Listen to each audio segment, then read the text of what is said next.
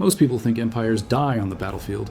They imagine armies clashing, flags falling, and cities burning. But the most powerful empires don't die from a military defeat. They die from a financial one.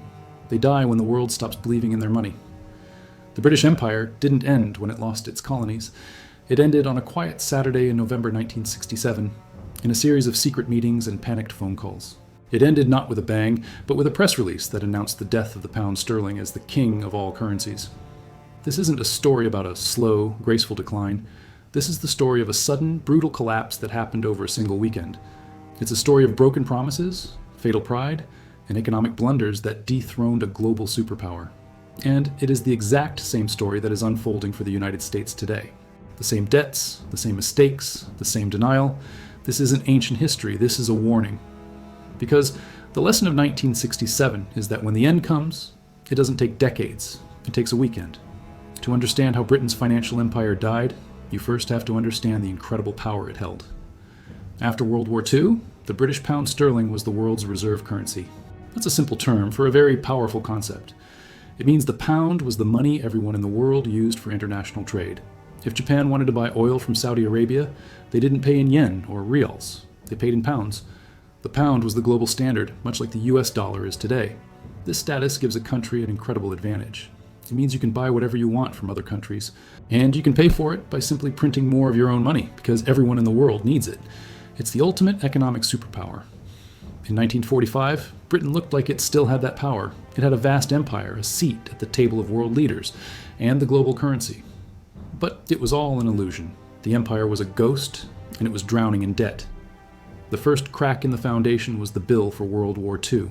Britain had fought the longest and sacrificed enormously, but it had paid for the war with American money. Immediately after the war, the United States, in a brutal show of who was now in charge, cut off its wartime aid program called Lend-Lease. Britain was suddenly broke. To avoid a complete collapse, Britain was forced to take a massive loan from the United States in 1946, a loan of $3.75 billion.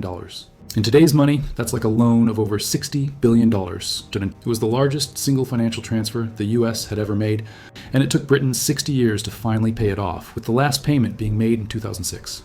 This loan was the first sign. The master of the world was now a debtor. Britain was living on borrowed time and borrowed money. The second crack was Britain's crumbling economy. The country that had started the Industrial Revolution was now falling behind. Its factories were old, its management was inefficient, and its workers were constantly on strike. Meanwhile, countries that had been destroyed in the war, like West Germany and Italy, were rebuilding with brand new, highly efficient industries. The result was a disaster for Britain's trade. British goods were becoming too expensive and poor quality to compete. From 1960 to 1966, while British productivity grew by only 18%, Italy's grew by 40%. Britons were using their money to buy more and more foreign goods, while the world was buying less and less from Britain. This created a trade deficit. It is a simple concept. Britain was spending more money on foreign goods than it was earning from selling its own goods abroad. Every month, more money was leaving the country than was coming in. To keep the country running, Britain had to borrow from the rest of the world just to pay its bills.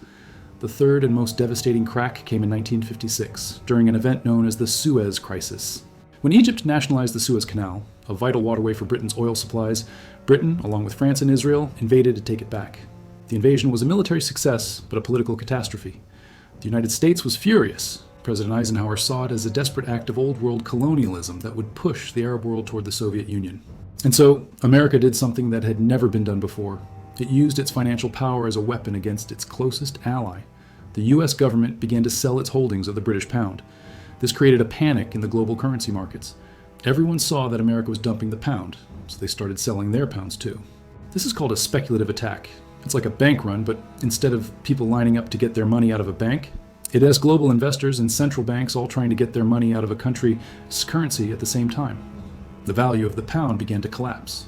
Britain's foreign currency reserves were draining away as its central bank, the Bank of England, tried to buy up all the unwanted pounds to support the price. Facing financial ruin, Britain was forced into a humiliating withdrawal from Egypt. The Suez Crisis was the moment the world saw the truth. Britain was no longer a superpower. Its military and financial power now depended on permission from Washington. And Washington had just said no. This brings us to 1964.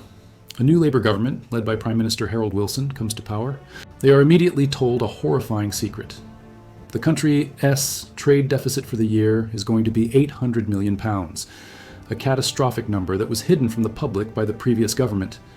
The markets panicked. Everyone expected the new government to do the logical thing, devalue the pound. Devaluation is when a government officially lowers the value of its currency. In Britain's case, the pound was pegged to the US dollar at a rate of $2.80. This means the British government promised to always exchange £1 for $2.80 US dollars. Devaluing would mean lowering that rate, perhaps to $2.40. This would make British goods instantly cheaper for the rest of the world to buy, which would help exports. But it would also make all imported goods more expensive for the British people, effectively making everyone in the country poorer. For Harold Wilson and his chancellor, James Callaghan, devaluation was unthinkable. They saw it as a national humiliation. They believed it would betray the working class and destroy Britain's prestige. Wilson had been part of the government that devalued the pound in 1949, and he swore he would never let his party be known as the Parti du Bas, the party of devaluation again. So they made a fatal promise. They would defend the $2 or $1.80 exchange rate at all costs. For the next 3 years, from 1964 to 1967, the British government fought a desperate losing war to prop up the pound. They were like a patient on life support, kept alive only by massive, constant injections of borrowed money. They imposed austerity measures, government spending cuts and wage freezes that made the economy weaker and unemployment higher. They begged for loans from the International Monetary Fund, or IMF, and from other countries' central banks. The United States, afraid that a collapse of the pound would damage the US dollar, reluctantly agreed to help, providing lines of credit that allowed the Bank of England to keep fighting the markets. But they were only treating the symptoms, not the disease. The disease was that Britain was not productive enough to pay its own way in the world. The trade deficits continued month after month. Every time a bad set of trade figures was released, another wave of selling would hit the pound, and the Bank of England would have to burn through more of its precious foreign currency reserves to defend the price. By 1967, the life support was failing. A series of shocks hit the fragile British economy, one after another, pushing it toward the breaking point. First, in June, the Six-Day War broke out in the Middle East. Egypt closed the Suez Canal, forcing ships to travel all the way around Africa. This dramatically increased the cost of Britain's imports, especially oil, making the trade deficit even worse. Second, massive dock strikes broke out in Britain's ports. For weeks, British exports were stuck on the docks, unable to be shipped. The country's export earnings collapsed, and the monthly trade numbers were the worst in history. Third, and most importantly, the United States changed its mind. America was now bogged down in the Vietnam War, and its own finances were stretched thin. It was no longer willing or able to keep bailing out the British pound. 14. The safety net was gone. Confidence in the pound completely evaporated. The speculative attack that began in the summer of 1967 was relentless. It was a global stampede for the exit. Foreign governments, corporations, and investors all started dumping their pounds and buying US dollars. The Bank of England was losing hundreds of millions of dollars from its reserves every day, trying to hold back a tidal wave. By early November, the government knew the game was over. In a series of secret meetings, the men who had sworn they would never devalue were forced to admit defeat. The country was just days away from running out of money completely. The decision was made in secret. On Saturday, November 18, 1967, the world still thought the pound was worth $2.80, but inside the government, they were planning its execution. At 9:30 p.m. that night, Chancellor James Callaghan released a statement. The government was devaluing the pound by 14.3%, from $2.80 down to £2.40. To stop the panic, all banks and the stock exchange would be closed on Monday. Having broken his most sacred promise, Callaghan did what he said he would do. He resigned. The next day, Prime Minister Harold Wilson went on television to address the nation. He tried to spin the disaster as an opportunity, but then he said the words that would haunt him for the rest of his career. He looked into the camera and told the British people, "That doesn't mean, of course, that the pound here in Britain, in your pocket or purse or in your bank, has been devalued." It was one of the most famous blunders in political history. Everyone knew it was a lie. By making the pound worth less internationally, the government had instantly made every imported item, from food to fuel, more expensive.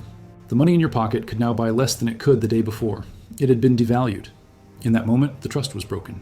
The government had not only failed to save the currency, it was now insulting the public's intelligence. The day the empire died financially was also the day its people stopped believing their leaders. The 1967 devaluation was the final nail in the coffin for the pound sterling as the world's reserve currency. The illusion of power was shattered. The world now knew that Britain was a nation in decline, unable to pay its bills or defend its money. A few years later, in 1971, the entire global monetary system, known as the Bretton Woods system, would collapse when the US broke the dollar's final link to gold. But for Britain, the end had already come. Now, why is this story from over 50 years ago so important today? Because the United States is following the exact same script. Consider the parallels. First, the massive unpayable debt. Britain was crushed by its post-war debt to America. Today, the United States has a national debt of over $38 trillion. It is the largest debtor nation in the history of the world. Second, the persistent trade deficits. Britain couldn't sell enough goods to pay for its imports. The United States has been running massive trade deficits for decades, buying far more from the world than it sells. Third, military overstretch. Britain tried to maintain a global empire it could no longer afford. The United States today spends more on its military than the next 9 countries combined, policing the world with money it has to borrow. And finally, the slow erosion of trust. Just as the world began to lose faith in the pound, countries today are actively looking for ways to move away from the US dollar. This process is called de-dollarization. Nations like China, Russia, and others are creating new payment systems and trade agreements to bypass the dollar, worried that America will use its currency as a weapon, just as it did against Britain during the Suez Crisis. When the US seized Russia's foreign currency reserves, it sent a shockwave through the world, and that process of de-dollarization accelerated. The United States is in the same position Britain was in the 1960s. It is a financial empire living on borrowed time, propping up its currency not with economic strength, but with past prestige and military power. The terrifying lesson of 1967 is that this kind of illusion can hold for years and then shatter in an instant. The end doesn't come slowly. It comes when a series of shocks hit all at once, when the world's creditors lose their nerve and when the final reserve of trust runs out. It can happen over a single weekend, and when it does, no politician's speech will be able to hide the fact that the money in your pocket is not worth what it was the day before.